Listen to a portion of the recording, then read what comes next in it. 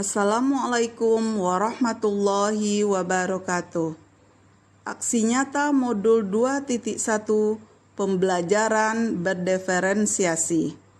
Jumpa lagi dengan saya Ani Friza, calon guru penggerak Angkatan 8 dari SMKN 1 Pasir Penyu, Kabupaten Indragiri Hulu, Riau. Sebagai fasilitator, Bapak Ahmad Fahri Hutauruk MPD, dan pengajar praktek Ibu Jaliarni MPD. Karakteristik setiap anak yang dibawa sejak lahir merupakan sesuatu yang unik dan tercipta sebagai kodrat alam dan kodrat zaman. Sebagai seorang pendidik, kita hanya dapat menuntun lakunya, bukan pada kodratnya. Oleh karena itu, sudah menjadi kewajiban kita untuk memastikan bahwa setiap murid mendapatkan kesempatan yang sama untuk belajar dengan cara terbaik sesuai kebutuhan belajarnya. Pembelajaran berdiferensiasi merupakan pembelajaran yang memberikan kebutuhan belajar murid. Guru memfasilitasi murid sesuai dengan kebutuhannya, karena setiap murid unik yang mempunyai karakteristik yang berbeda-beda, sehingga tidak bisa diberi perlakuan yang sama. Dalam menerapkan pembelajaran berdiferensiasi, guru perlu memikirkan tindakan yang masuk akal yang nantinya akan diambil, karena pembelajaran berdiferensiasi tidak berarti pembelajaran dengan memberikan perlakuan atau tindakan yang berbeda untuk setiap murid, maupun pembelajaran yang membedakan antara murid yang pintar dengan yang belum menguasai sebuah pemahaman. Ciri-ciri atau karakteristik pembelajaran berdiferensiasi antara lain: lingkungan belajar yang menyenangkan, yang nyaman untuk belajar. Kurikulum memiliki tujuan pembelajaran yang didefinisikan secara jelas. Terdapat penilaian berkelanjutan. Guru menanggapi atau merespon kebutuhan belajar murid dan manajemen kelas efektif.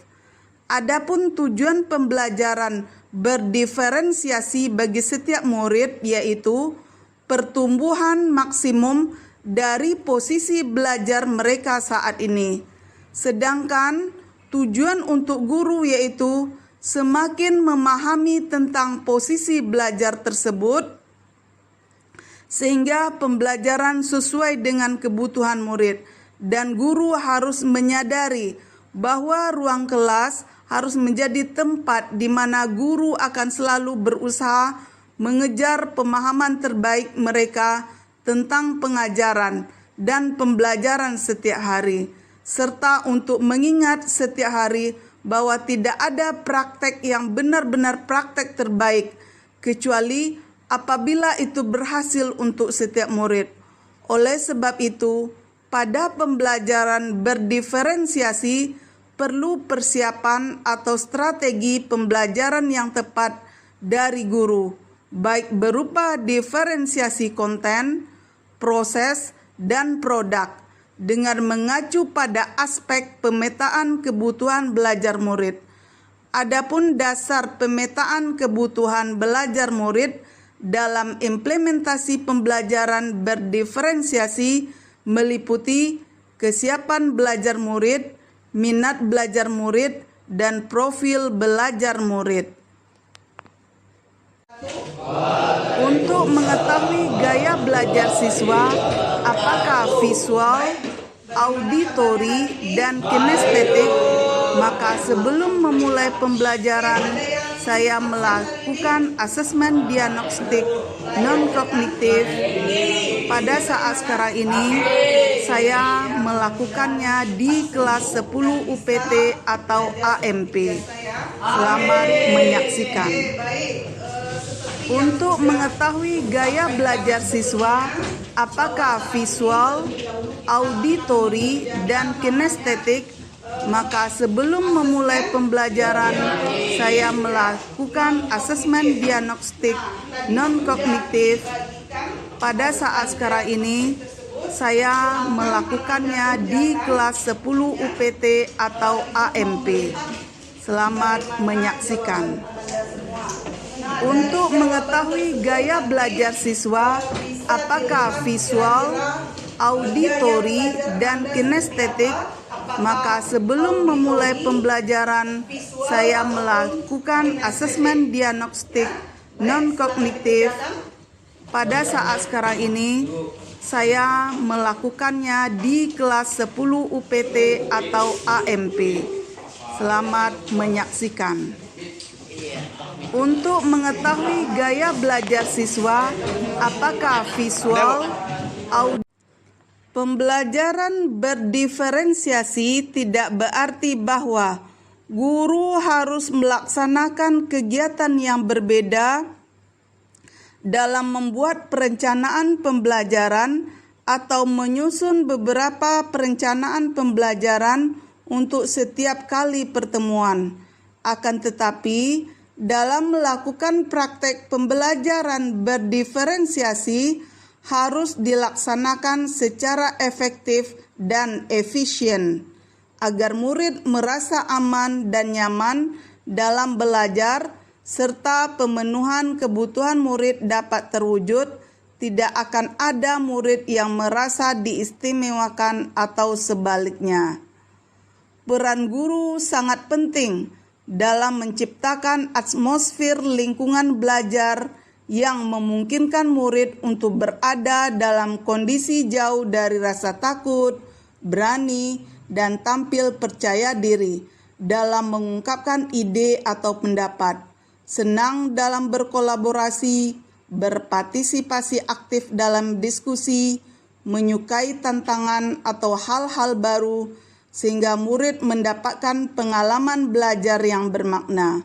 Guru juga perlu melakukan berbagai pendekatan terhadap konten, proses, dan produk dalam pembelajaran berdiferensiasi untuk menumbuhkan motivasi murid agar menjadi pembelajar sepanjang hayat.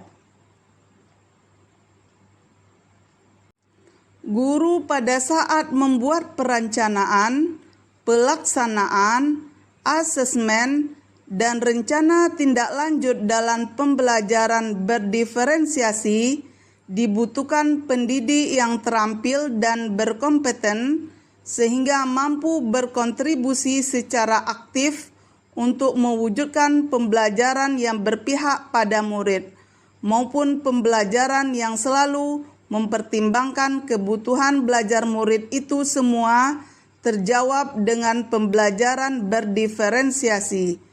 Demikian pula umpan balik, evaluasi, dan refleksi secara kontinu juga terus dilakukan agar guru pun menjadi pembelajar sepanjang hayat.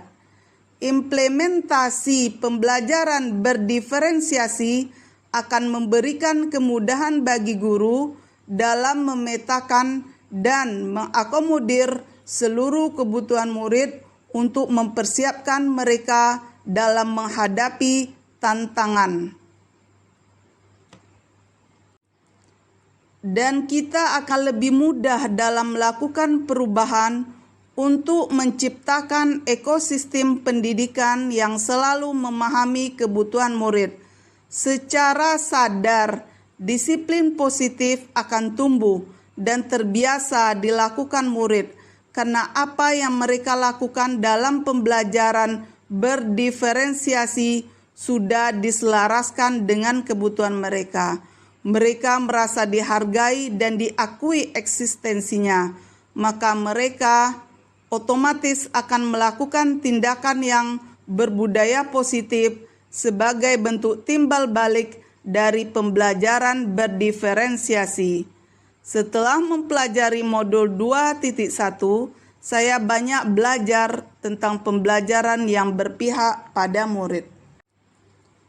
Terima kasih. Salam guru penggerak, tergerak, bergerak, menggerakkan. Wassalamualaikum warahmatullahi wabarakatuh.